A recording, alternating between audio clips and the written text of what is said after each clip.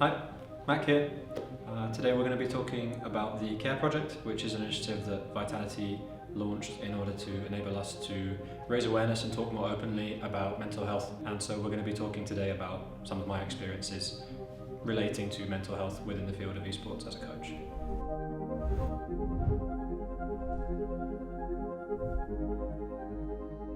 When I think about mental health in esports and the challenges that people encounter, I would say the number one most common one is when people burn out, which I suppose is a way of saying that they reach the limit of their emotional capability to cope with whatever stressors they're dealing with in their life. That presents itself very differently in different people. It can be extreme tiredness, it can be brain fog, it can be many symptoms that stop a person from being able to function at their highest level, and that can be very distressing for a person. And that tends to place a quite heavy burden on them as an individual and their teammates as well, because obviously as a teammate you have a responsibility to each other, and feeling that you're letting down your teammates because you're not able to keep up can be very impactful. Obviously when people are in this kind of state, their individual performance tends to decline. When that happens, you very often end up in situations where someone's confidence hits rock bottom, and then all kinds of other symptoms start to express themselves because they lose trust in themselves. And when someone loses trust in themselves, they very often start to show other behaviors that tell you that this is what's going on. They kind of enter a survival mode where they start to play to look good, or start to make lots of excuses or blame other people. And these are often symptoms that there isn't much trust in themselves and trust between them and their teammates, and that they are kind of fighting for their survival in their own head. And that's usually a symptom of when someone is thinking, oh God, am I going to get kicked from this team? Am I going to have a future here? What does the future look like if I get benched, etc., etc. All of that is obviously not conducive to an environment where you're able to learn as a person. So I think, generally then people stop being able to cope. I've been dealing with chronic pain for about 10 years, which means that most of the time for the last 10 years, with off and on periods and varying in intensity depending on the day, I'm in pain, or I have been in pain somewhere. And that comes with a huge amount of anxiety, which kind of manifests itself as a lot of kind of obsessive thoughts about, is this thing that I'm going to do later today going to cause me pain? If I hurt myself today, what's that going to look like for me tomorrow? Am I going to ruin the rest of my week? Am I going to spoil whatever? And you get to a point where your memories of days is often, you can remember what happened on a given day by remembering how much pain you were in on that day.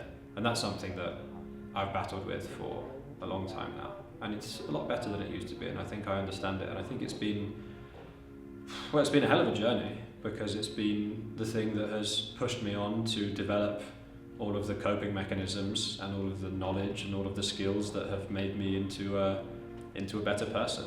Basically how to take care of yourself, how to disconnect from work, how to calm anxious thinking, meditation, stretching, you name it, I've tried it. Diet, supplementation, caffeine intake, hypnotherapy.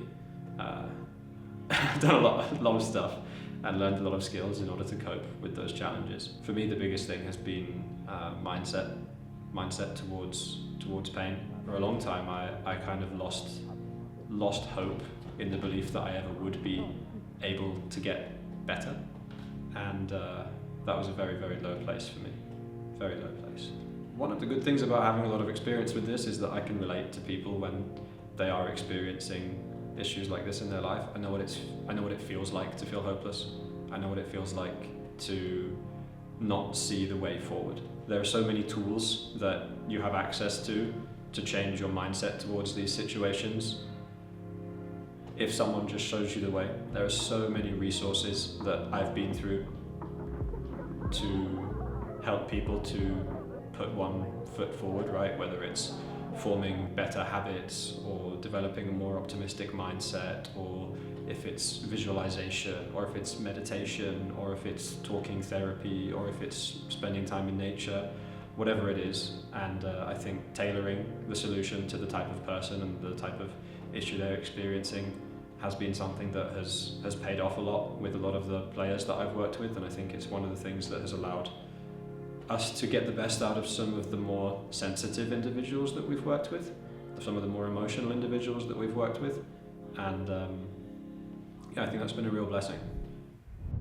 Obviously, we as a business and we as individuals also have a responsibility of care to the people that we are working with, especially when a lot of them are very young kids who left school age 16 or stopped going to school even younger than that so that they could play video games and get into this career, right? So when they then come to a foreign country that they've never lived in before and they experience hardship that they've never experienced before because they've been playing a video game just because it's a game that they loved before and now suddenly it's a job, the dynamic is very different. There's social media, there's pressure, there's broadcast narratives, there's millions of euros behind them. There are so many sources of pressure, and I think our job as an organization is to shield them from that as much as possible and to let them know that what we care about is their effort, it's their processes, it's their development as a person, and to provide them with the tools to be able to do that more than, you know, we care about this weekend's results, for example, right? Obviously results matter in the long term of things, but I think in order to get people to feel comfortable, we have to let them know that there is a safety net beneath them. I think that's Vitality's job as an org, and it's my job as a coach. There have been a lot of people who within the last 2 years have publicly felt comfortable saying, I'm taking a mental health break. So I think there are lots of really positive steps there. I think we can always do better. But I think the stigma around receiving psychological support, right? Going to therapy, for example, is far less now than what it used to be. Thank you very much for watching, everyone. I hope you enjoyed the video. I hope you took something from it. There's no shame in getting help. It doesn't make you weak, it makes you strong. And I hope you know that whatever you're going through, you're not alone, and that there's always help out there, and there's always hope.